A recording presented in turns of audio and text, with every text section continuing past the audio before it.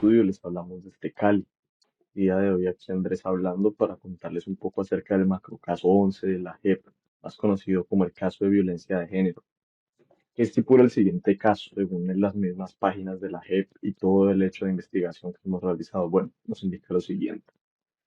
Este caso cubre todo lo que es la violencia de género, violencia sexual, reproductiva y otros crímenes cometidos por el prejuicio, ya sea basados por la orientación sexual, la expresión y identidad de género diversa, todo esto bajo el marco del conflicto armado.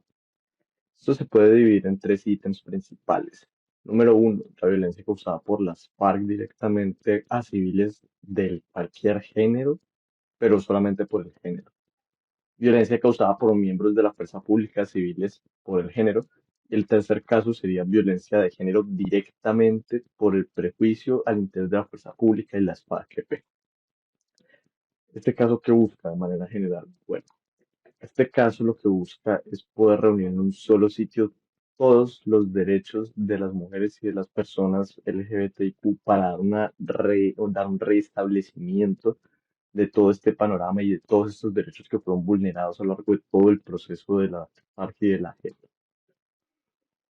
¿Quiénes la conforman hasta el día de hoy? Bueno, tras un año de su apertura, en este momento tenemos una organización para derechos de las mujeres con múltiples ramas y varias personas de la población LGBTIQ+.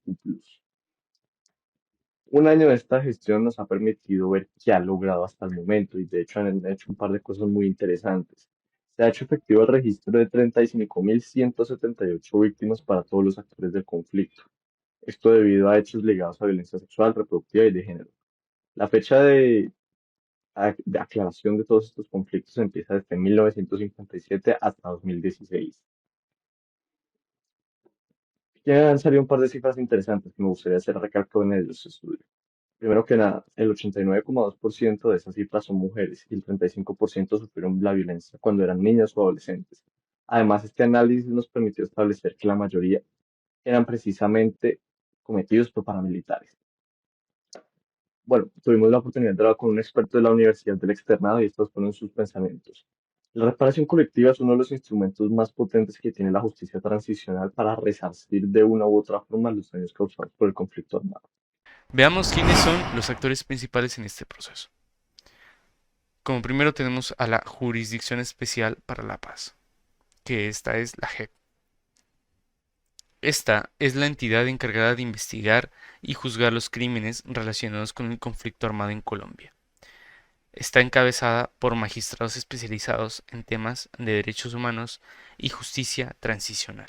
Como segundo, tenemos la Sala de Reconocimiento de la JEP, que es un grupo de magistrados que es el responsable de abrir la etapa de reconocimiento de verdad, responsabilidad y determinación de los hechos y conductas para el macrocaso 11. Dentro de sus miembros se encuentra la magistrada Lili Rueda, quien desempeña un papel clave en la dirección de este caso.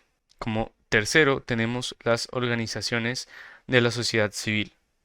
Estas entidades han sido fundamentales para la investigación y recolección de información sobre violencia de género, violencia sexual y otros crímenes por prejuicio en el conflicto armado. Están comprometidas con el apoyo a las víctimas y a la promoción de sus derechos. Como cuarto tenemos a las Fuerzas Armadas Revolucionarias de Colombia. Como antiguo grupo insurgente, muchos de sus miembros están siendo investigados por crímenes relacionados con la violencia de género.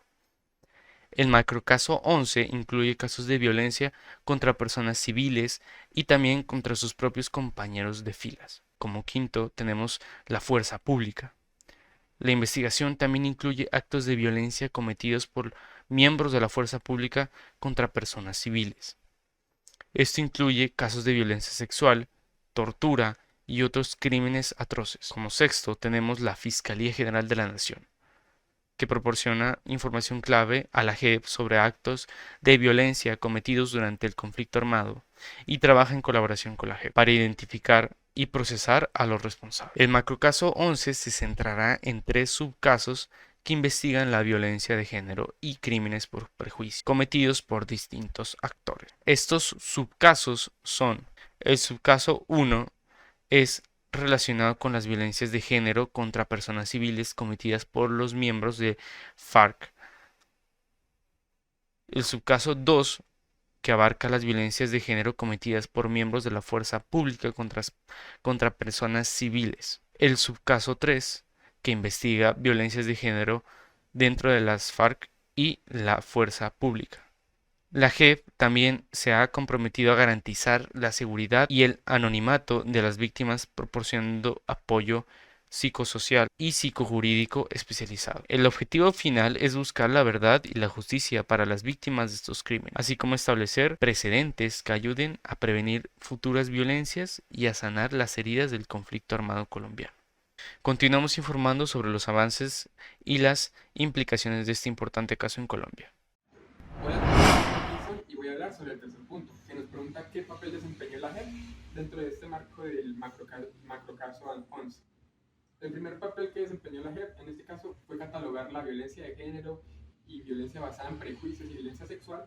Primero catalogar esto como un crimen, un macrocaso a reconocer dentro de la JEP, para la cual se necesita reconocer la verdad, quiénes fueron las víctimas, quiénes fueron los victimarios y así poder reparar a las víctimas, tanto psicológicamente como judicialmente. Y para esto, primero identificó los tres lugares donde más se ocasionó esto, o tres sublugares donde se evidenció esto.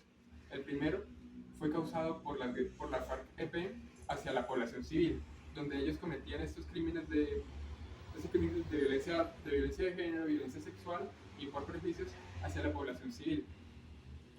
El segundo lugar donde se evidenció fue de parte de instituciones gubernamentales hacia la población civil. Y por instituciones gubernamentales me refiero a la policía, al ejército, bomberos, entre otras. Y el tercer lugar donde más se evidenció esto fue dentro de las mismas filas tanto de instituciones gubernamentales como dentro de las FARC-EP. Para esto, para identificar bien cómo y por qué se ejecutó esto, se identificaron patrones de por qué se hacía esto. Para el primer y segundo lugar, donde se evidenció este crimen, que es cuando la policía o la guerrilla cometió la violencia de género, se evidenciaron dos patrones de por qué se generó esto. La primera es porque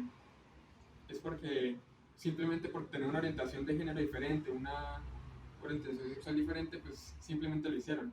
Y la segunda es simplemente por ser mujer. Nunca hubo un motivante mayor a que sea a ese por el cual lo cometieron. Entonces solo por ser mujer cometieron esos crímenes.